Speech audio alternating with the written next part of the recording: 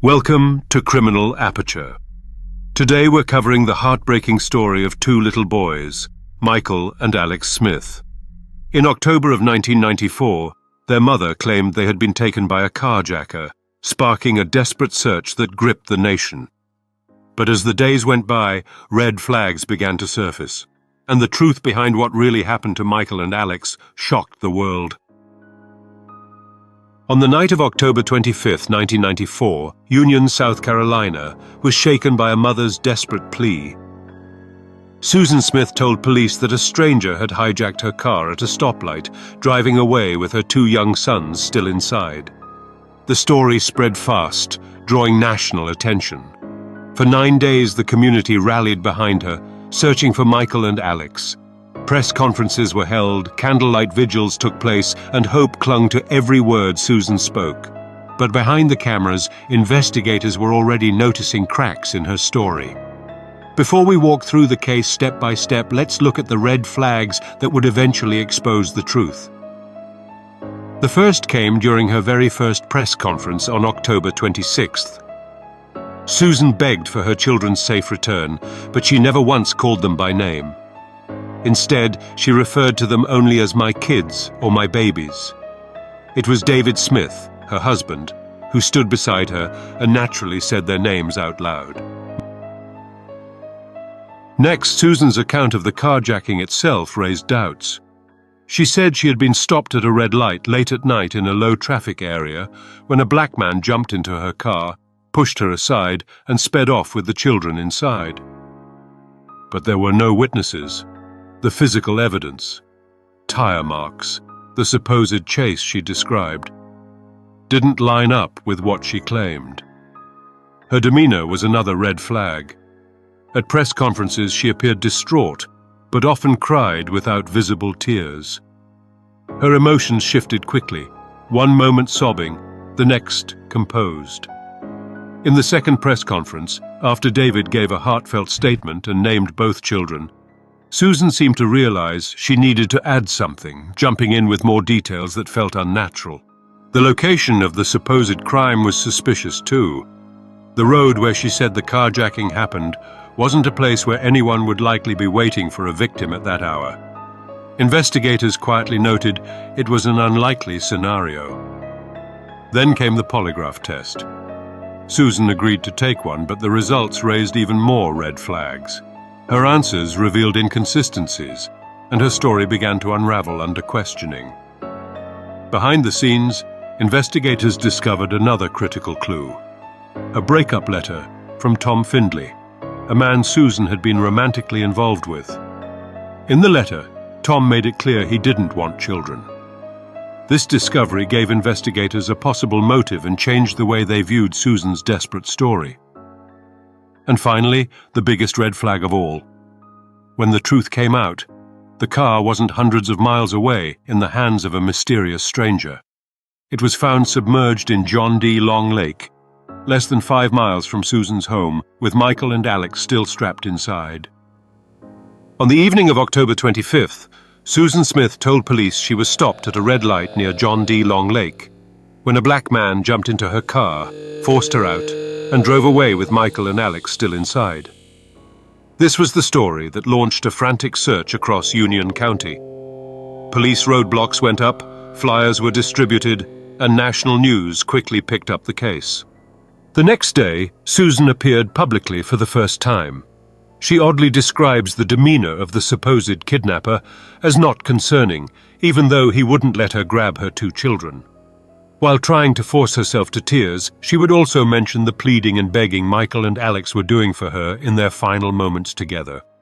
While we know the former part of the story to be completely fabricated, the latter half might not be, and we'll explain the full context later in the video. Based on what happened last night, do you know anything better about it now than you did last night? No. They've got people everywhere looking for them. You can hear the helicopters are there, and but they haven't seen anything, and it's crazy. And it's been since 9 o'clock last night, and I really thought that when it got daylight they would find them just in a heartbeat, but Was there anything about the demeanor of the man that gives you concern? No, in fact, when he made me get out of the car, I tried to get my children. I just begged him, please let me take them. And he said no, he didn't have time because they were in car seats and it was going to take time for me to get them out of the car seat. And he just told me, he said, but I won't hurt them. And he just took off. But he had a gun, and my big thing is they were screaming, hollering, crying, and I'm just scared that he just lost his patience or something, Yeah, I don't know. All I'm doing is just praying and just keeping my faith that they're going to be okay. You've never seen this guy before? No, sir. Never. And he just came out of the blue? I was stopped at a red light, and I was looking this way, looking toward the left, and it was just like, in a second, he was in my car. He just opened the car door, and I just screamed. I said, what are you doing? He just shut up and drive, and he had a gun, and he was poking it in my side, told me to drive. And so I drove, and I was trying to ask him one time, why, what do you want?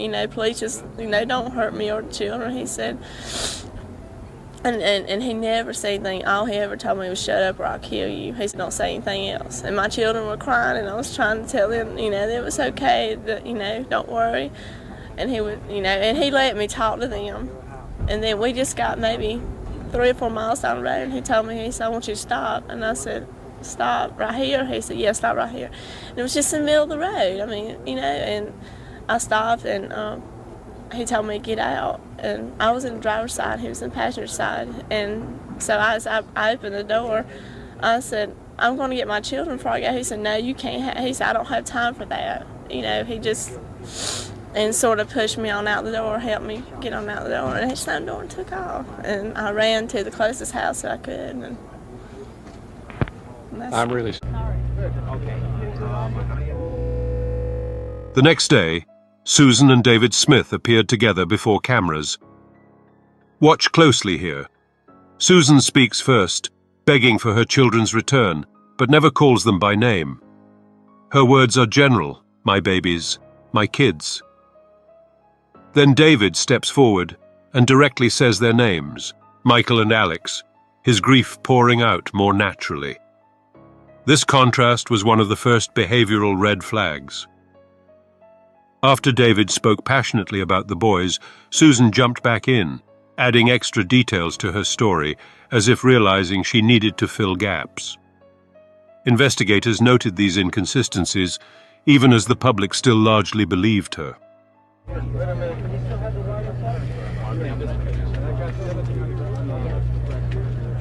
I think everybody knows who they are.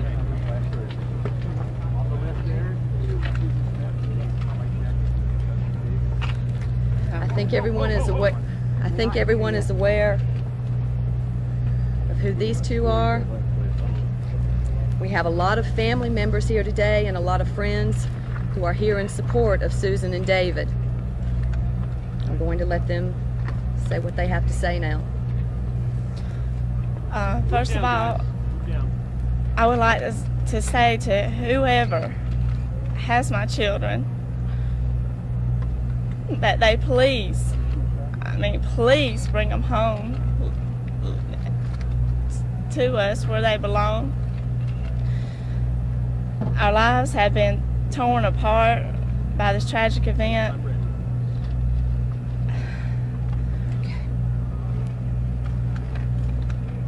I can't express how much they are wanted back home, how much we love them, we miss them.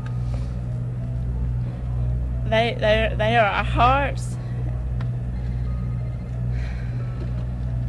And who I have prayed every day, and there's not 1 minute that goes by that I don't think about these boys. And I have prayed that whoever has them, that the Lord would let him realize that they are missed and loved more than any children in this world. And that whoever has them, I pray every day that you're taking care of them and know that we will do anything we will to help you to get them home back to us. I just can't express it enough that we just got to get them home. That's just where they belong, with their mama and daddy. Go ahead. I would like to take the time to plead to the American public that you please do not give up on these two little boys in the search for their return safe home to us. That you continue to look for this car, these two, our children, and for the suspect himself, that you continue to keep your eyes open, and anything that you see that would help to please call and let it be known.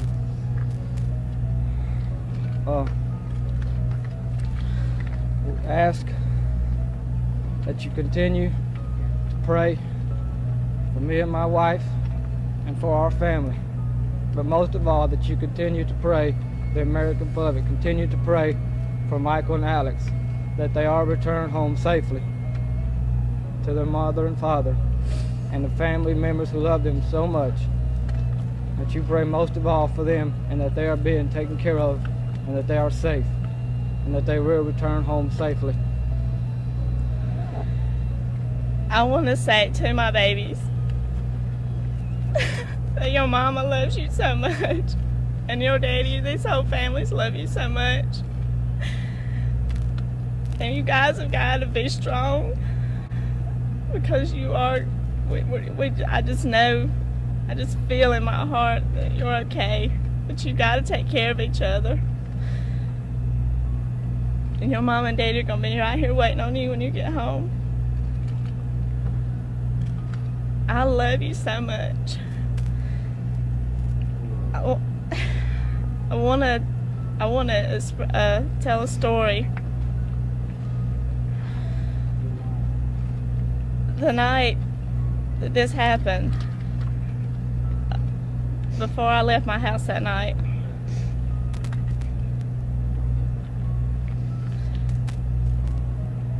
Michael did something that he's never done before.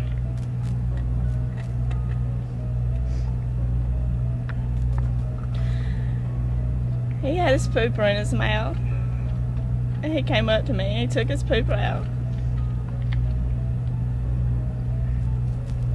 He put his arms around me and he told me, "I love you so much, Mama." And he's always told me he loved me, but never before, that, not without me telling him first. And that was just, I'm holding on to that so much, because it just means so much.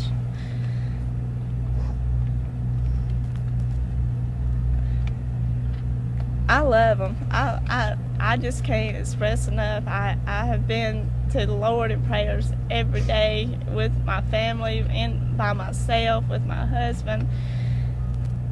It just seems so unfair that somebody could take such two beautiful children.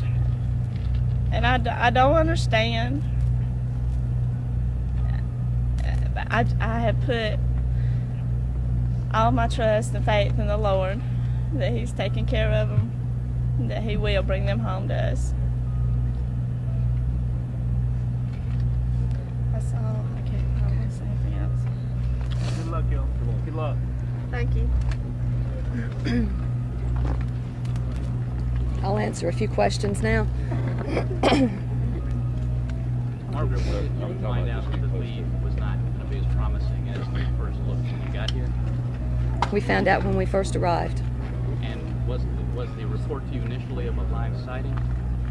It is our understanding that was the case. When did you first hear that there was good news? That came early this morning in a phone call to the house. What time, Margaret? I believe around 6:30 this morning. What was Susan or David's reaction to that? Behind the scenes, investigators pressed harder. Susan agreed to take a polygraph test, but the results raised immediate concerns. Her answers didn't match up, and suspicion grew. Detectives began focusing less on an unknown carjacker and more on Susan herself. While state investigators combed the abduction site by air, local authorities field questions about information Susan Smith gave through this polygraph machine. A source tells the Greenville News the missing children's mother failed the test. I have not spoken with Susan directly about what her feelings are with that, and we have decided that we are not going to address that situation. Those reports came from unnamed sources, and we are just not going to comment on that. We're trying to corroborate her story because not only is she the victim in this case, but the public is trying to make her the suspect as well. Sheriff's investigators have found inconsistencies in accounts of those interviewed. That's quite logical in a case like this, but to rule her out, we're going to have some hard and fast evidence. That's what we've not been able to develop in this case as of yet. And still no sign of little Michael and Alex. At the Smith home, family and friends wait for any news, hoping the national search will lead to a safe return. And I don't feel good about it. But as each day passes, the concern and questions mount. I'm a black man, and what would I want to drag a car and take, two white children for? What would I want to do it for? And lately, anyone loosely fitting the suspect's description feels the tension. To a young black man, they're gonna look at you in a funny way, but that's the only reason is because of what done happened. And this community blames no one for wanting to save such innocent victims of crime. The outpour of prayers and donations continues for a family in search of 2 lives no amount of money can replace.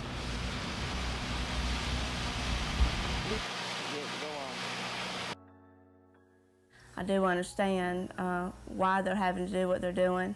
I'm all they have. Right now, they have not been able to rule anyone out. I don't think I'm any more of a suspect than anyone in this case right now. It's very painful to know that anyone would think that either of us had anything to do with this abduction of our children. But me and my wife know the truth. 9 days after the disappearance, Susan broke down during questioning. She confessed that there was no carjacker. Instead, she had allowed her car to roll into John D. Long Lake with her sons strapped inside their car seats. This is a visual depiction of what the final moments would have been like for little innocent Michael and Alex. Based on the investigators' experiments, water slowly creeps into the car from the vents and the floorboards, slowly submerging them in water. So they probably did cry for their mom. But she ran away from those cries. The community's hope shattered instantly. That same day, police held a press conference announcing Susan's arrest and the discovery of the car in the lake. The heartbreaking truth was now public. We're going to make a brief announcement. There will be no questions answered after the statement. The statement is it. Susan Smith has been arrested and will be charged with 2 counts of murder in connection with the deaths of her children, Michael 3 and Alexander 14 months. The vehicle, a 1990 Mazda, driven by Smith, was located late Thursday afternoon in Lake John D. Long near Union. 2 bodies were found in the vehicle's back seat. Identities are pending an autopsy. Charges against Smith will be signed by Union County Sheriff Howard Wells. 16th Circuit Solicitor Thomas Pope said Thursday a bond hearing will be held at 10 a.m. When Susan was transported to jail, crowds had already gathered. Footage shows them chanting, "Baby Killer," as she's led past in handcuffs. The sympathy that once surrounded her was replaced with outrage and disbelief.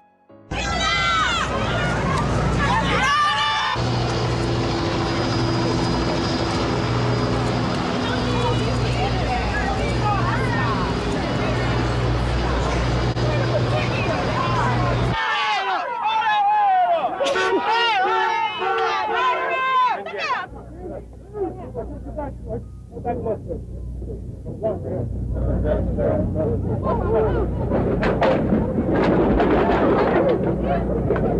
don't know who she is.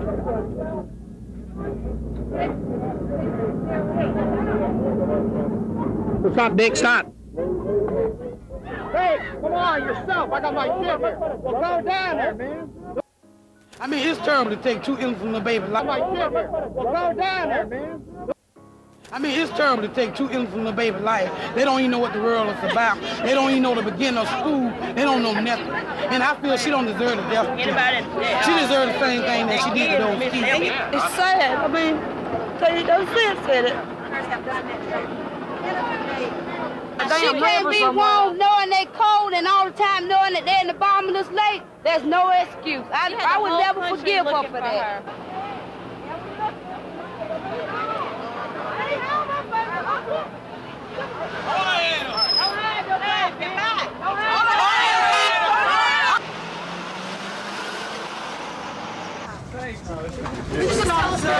Please just stop. We're injuring ourselves. I'm sorry. Could you just tell us what she said in the 20 minutes you talked with her? Tell us what she said. In the 20 minutes you talked with her, what did she say? I can't tell you what she told me. Could you tell us what her mood was? Hey, man, wait a minute. Watch out. Hey, wait a minute. You're going to hurt somebody with that camera. Relax yourself. Relax yourself. We're going to get something. Just calm down. What was her mood, sir? Listen, man, well, get off of me. Get off my camera. A lot of people are wondering. They were angry. They've been knocking on the car as she's pulled out. What was her mood today? She is as heartbroken as anyone I have ever seen in my life. But did she say anything? Her children. Did she admit that? Shortly after, Union came together to mourn. Hundreds attended the funeral for Michael and Alex Smith. The two small caskets, side by side, became the enduring image of this tragedy. While Susan awaited trial, the community grieved for the boys whose lives had been stolen.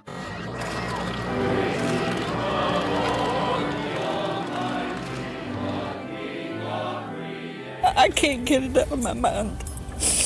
And I came today, maybe I can put it to rest. As ministers assure mourners, Michael and Alex are in better hands.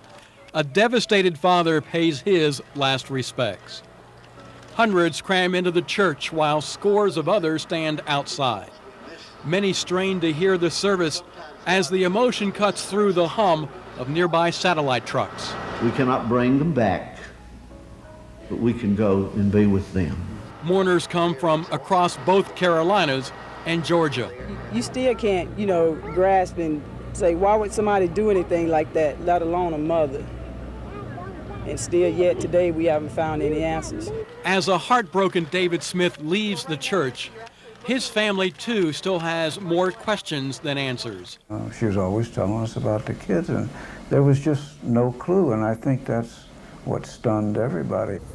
Little Michael and Alex were finally laid to rest in a family plot in the little community of Bogensville. And all afternoon, people came by, many just leaving a personal memento of sorrow and grief. Pat Carr came down from Greenville. I can't imagine a woman who drives her car into a lake and leaves babies crying and walks away. The Smiths minister hopes the healing process can now begin, not only for Union County, but the rest of the country too. It's beyond words, really. You can't really describe the feeling that's going on here. The care these people show. They don't even know these children. Over the past 2 weeks, the nation got to know little Michael and Alex, and tonight they feel the loss. Bill Wilson, News 4, Union County.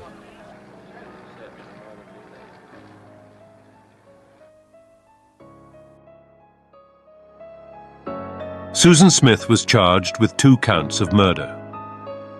During the trial, her defense argued mental illness and emotional distress, while prosecutors emphasized the motive tied to her failed relationship with Tom Findlay and her desire to be free of her children. The jury spared her the death penalty, instead sentencing her to life in prison with the possibility of parole after 30 years. That means Susan Smith will first be eligible for parole in 2024. In the end, Susan Smith's story unraveled not just because of investigative work, but because of the red flags visible to anyone watching. The way she spoke, the words she chose, and the inconsistencies in her story were warning signs all along. Michael and Alex Smith were just 3 years old and 14 months old.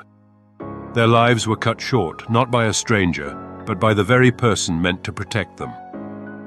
Today, Susan Smith remains in prison. The tragedy left behind a community scarred, a father broken, and 2 innocent boys remembered for the lives they never had the chance to live. In the end, the story of Michael and Alex Smith is one of the most devastating reminders of how innocence can be shattered by the very person meant to protect it. Their short lives left an indelible mark, and their case continues to be remembered nearly 3 decades later. Thank you for watching Criminal Aperture. If you found this breakdown meaningful, consider subscribing so we can continue exploring the cases that deserve to be remembered.